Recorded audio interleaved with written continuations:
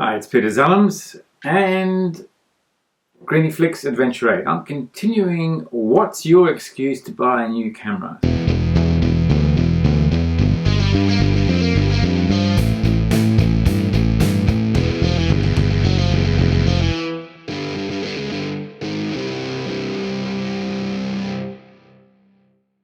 So I've just covered off the film cameras that I own. Let's talk about the digital cameras.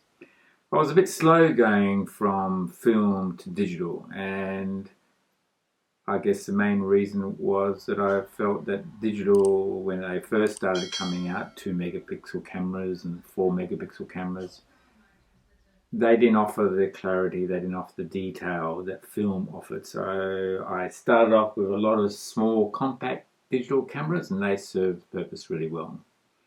It was only once I got to, I think it must have been about 2009, 2010, where I got the D700.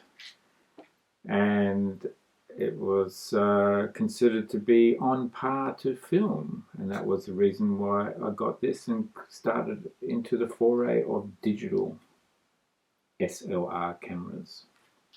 The lens I got at the time was this one here, the 28-300 lens, and that offered a great variety of photography, obviously. f3.5 to 5.6, so not the fastest lens on this planet, but it was a great travel camera. Still quite a bit of weight behind here, and so that was the main reason why I used this. Over the years I realized there was still a lot of learning to do. It wasn't just a simple matter of going from film photography to digital photography and expecting to use a digital camera the same way you used a film camera. It's taken a few years to actually come to grips with, and mainly because I guess focus was elsewhere other than photography, and therefore didn't spend enough time relearning photography using digital, I guess is the point there.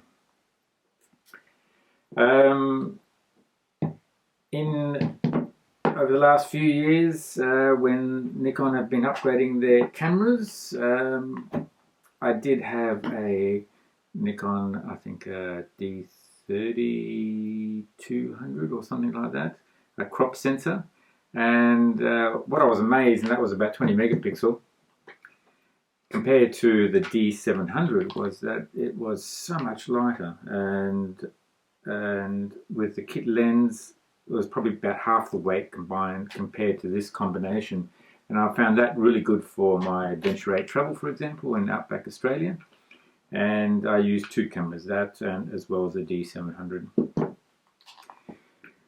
When Nikon brought out the D500, it had a similar grip to the D700. I must admit I preferred using the layout, the ergonomics of the D700 over the smaller D3200 camera.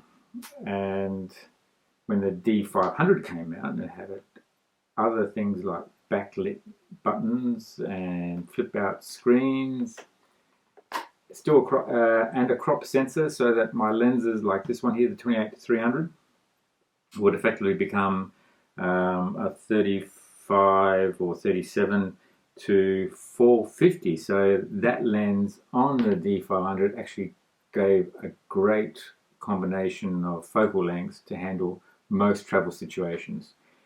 Great for photographing wildlife with that 450 reach. I used it to go to Antarctica, photograph penguins, etc. You can watch the video, the link here somewhere. And so that combination of the D500 with that lens was great again for travel. It is lighter than the D700, a little bit lighter, but I guess it's most of the weight still in the lens. When the D850 came out and having that huge sensor, the 45 megapixel sensor, now that's offered all sorts of new opportunities for landscape photography.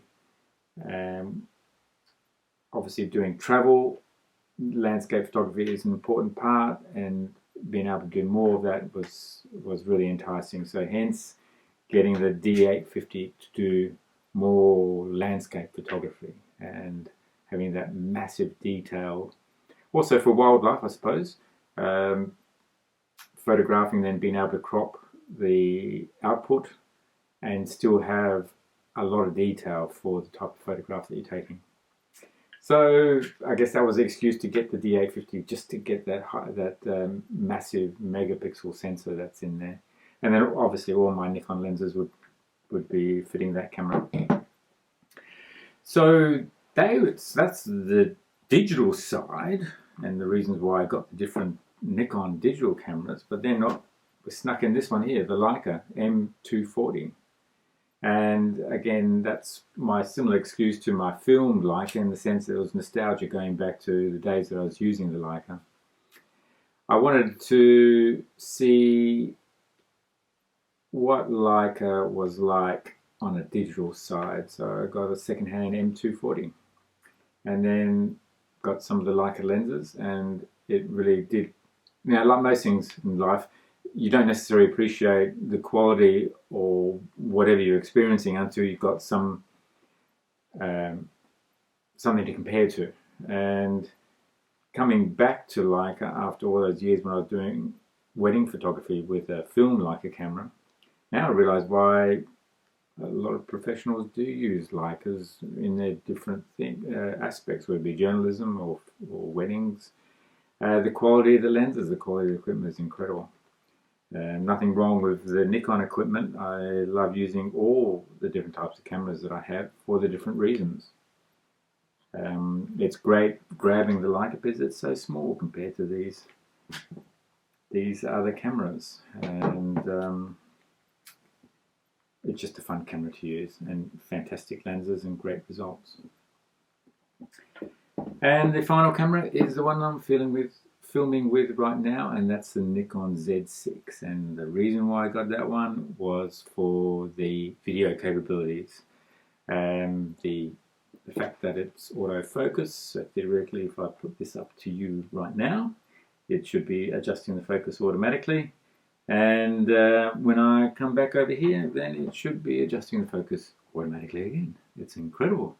Technology does move on. So all the cameras have a purpose, whether it be film or digital.